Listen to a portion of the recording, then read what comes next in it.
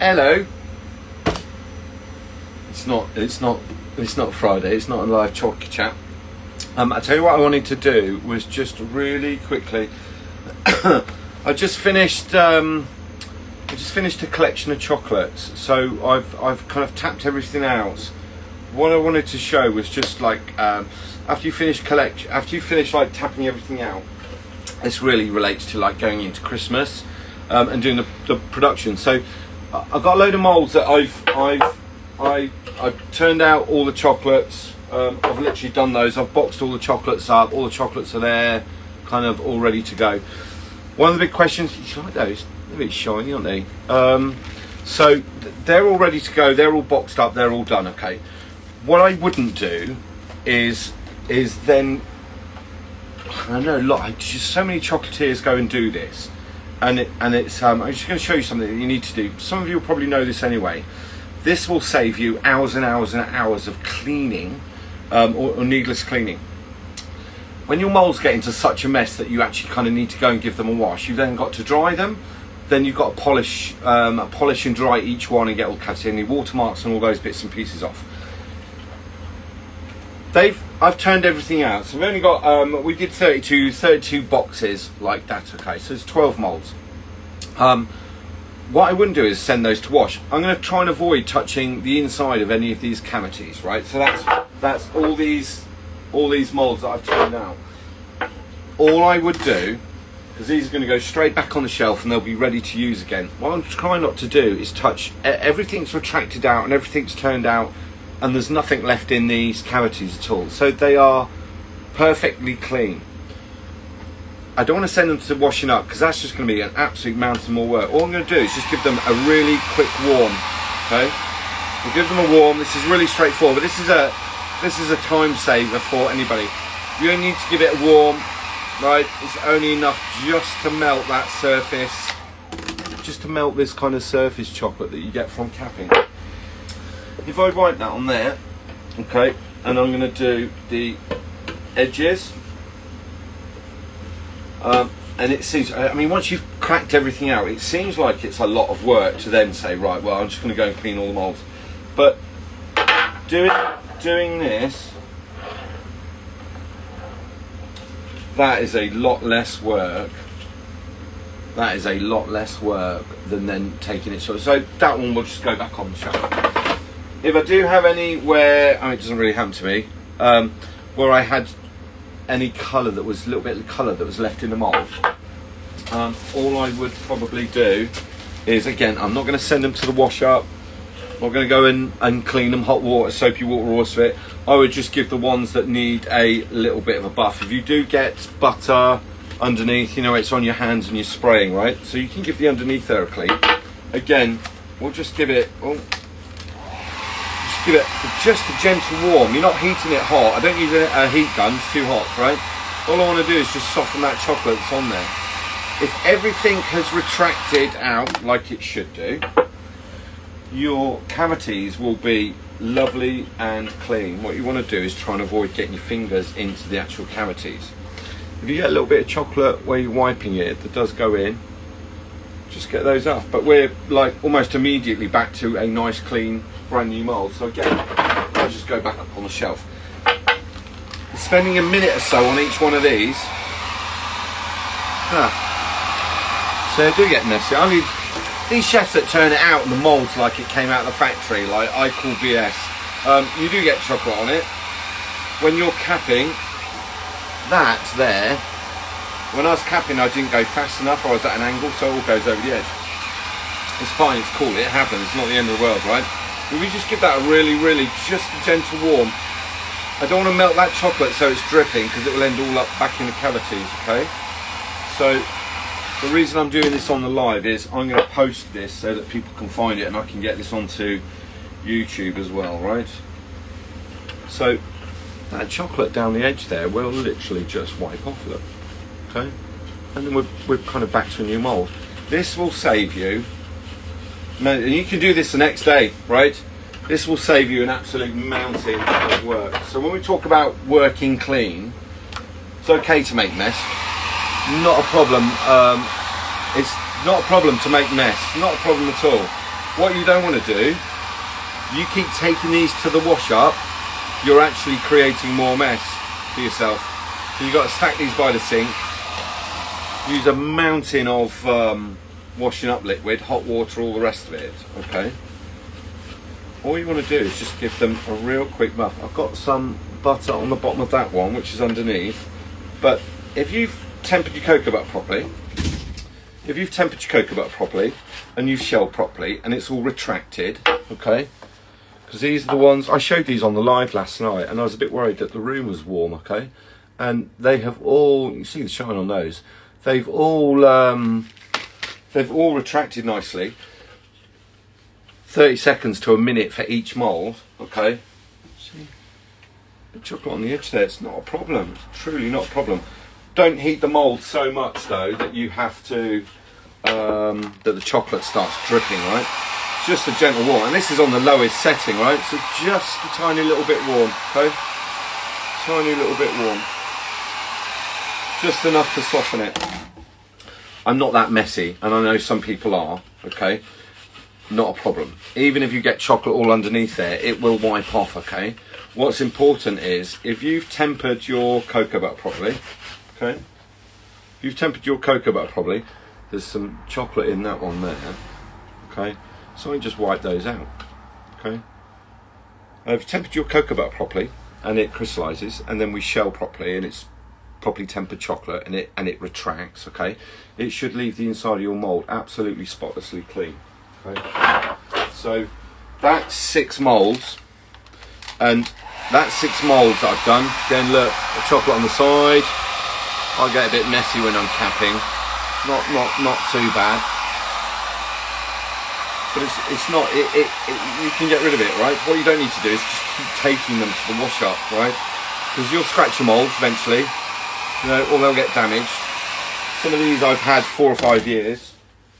Some of these moulds I've had 4 or 5 years, and they're still get a glass-like finish, right? It's not, you know, don't need to polish your moulds every single time. What you need to do is just get that chocolate. It's only surface chocolate. If everything's retracted, the inside cavity should be spotless, okay? So I really just wanted to show that.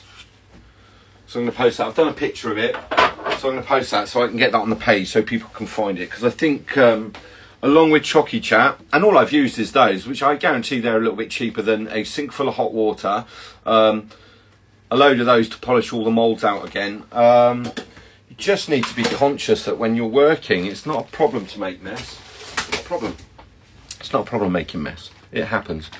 I don't remember how many moulds I've dropped in. How many moulds I've dropped in chocolate because I let go of them. Because now I have, I've got grips on mine now because I just struggle with my finger strength to hold on to them. We'll do that with every single mould. We'll do that with every single mould. Very rarely do we put them in the wash up, and if they get really, really, really bad, give them a warm, wipe off the excess chocolate. Don't worry about making mess, but if you don't make mess, you won't have lots to clean up. What you don't want to do is send them all to the wash up, and then it starts taking like an hour, and then you're faced with 40, 50 moulds that you've got to individually clean and get watermarks off of. Like I said, concentrate on painting with cocoa butter that's fully tempered so that it crystallizes, so that when we add the chocolate is properly tempered and it retracts, and it will leave, there will be no residue left in that cavity, and it will be spotlessly clean. So I mean, they are new molds. There's a few bits on the back there, that's just some red that's on the outside. That will all come off, but you wouldn't know that those had chocolates in 15 minutes ago, okay? As you get towards Christmas production, God, the amount of people that are like, my fingers are sore from polishing moulds. Get yourself into a position where you understand that every time you put them into the wash up, one, you're going to damage your moulds, you get micro scratches. Not a problem putting them in a dishwasher, I prefer not to. Mine have all got grips on them here, and they're not particularly dishwasher safe or high heat safe. get yourself into position. Certainly with Christmas, you know, we can start thinking about Christmas production and Christmas orders and what does it look like, and we've got to turn moulds round. If you have got, you know, 20 moulds and you have to keep turning them, you can just give them a warm and give them a wipe and then paint again. It will save you endless hours of drying the moulds and then getting rid of all those watermarks as well. It's just it's a real kind of just a logical way of doing things. If we get so much chocolate on there that it's completely matted, if we drop one in and we can't get it clean, we might put one or two into the wash up, but kind of something I try and avoid if I can. I you know, try not to make mess. I'll tell you what makes mess more than anything. If you put too much chocolate on here, we'll do the same thing. When we're spraying, we will wipe all these clean, so we'll get back to a nice clean mould but that is painted. The more chocolate you put on, the more will run over the sides. And I did do a little trick recently where I said, put all your chocolate on and then get rid of the excess before you start capping and before you start turning everything out, okay? That I think will be, you know, start thinking about Christmas production and doing volumes and what have you. That'd be quite a game changer. So I'm going to post this onto the page. I just wanted to, rather than video it and edit it, I just thought it's probably easier if I just do a live, and then I'll put a picture on. I've done a little picture of kind of before and after, and then we can go from there. All right. Happy days. You can say some hellos out to everybody. Happy days. Here's a question. Do you think it's better using gloves while you are working with chocolate? No, I don't. Gloves will create more mess. I'm not a big fan of gloves because I think it prevents hand washing. In a normal production day, I guarantee I wash my hands 200 times a day. Same as my life in a kitchen. I was not a fan of gloves in a kitchen, and when I was doing kitchen inspections as a food inspector, if it was ready to eat food, as in it wasn't going to go through any further process. So if they were making sandwiches and things, absolutely fine. Gloves are a good thing. If we're serving food, gloves are a good thing. In production, hand washing. Do a job, wash your hands, dry them, you come back. Hand washing is what keeps down bacterial transfer. Gloves don't. Gloves make it more messy. And the challenge you have with gloves is you can't feel if you've got anything on your hands. So you end up, when you're doing chocolate production, you end up with more stuff all over the bottom of the mould, and now you've got a mould that really needs cleaning.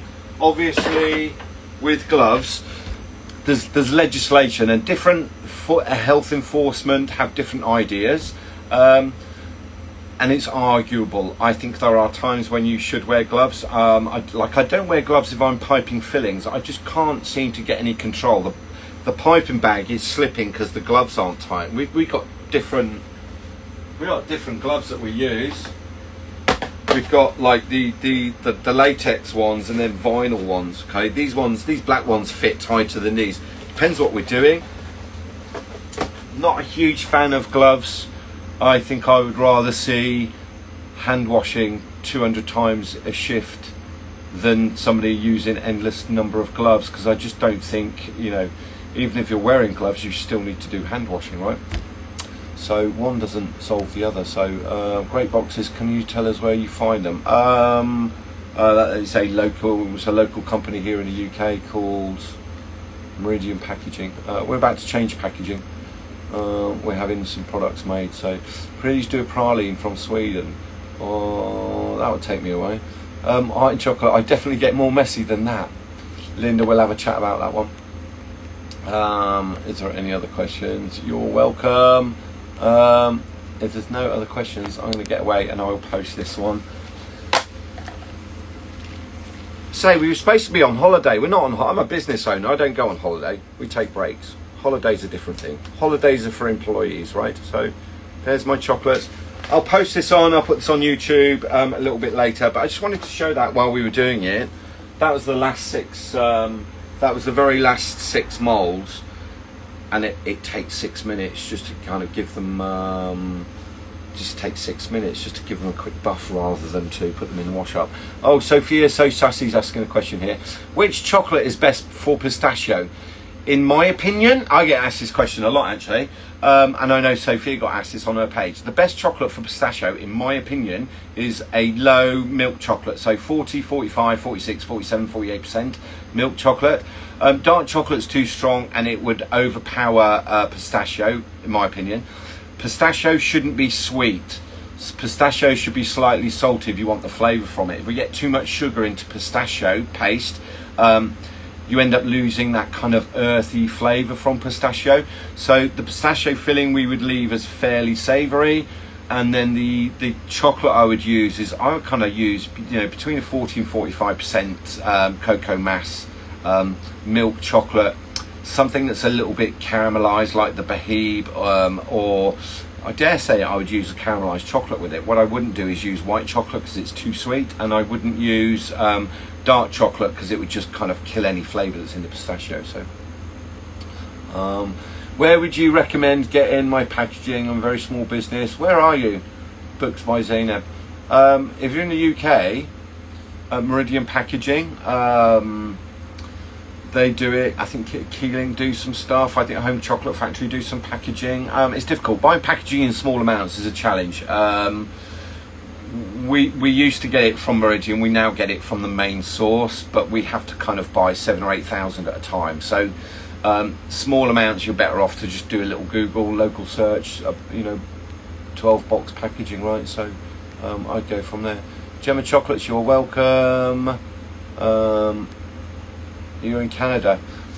Why Canada and the US have a real problem with packaging?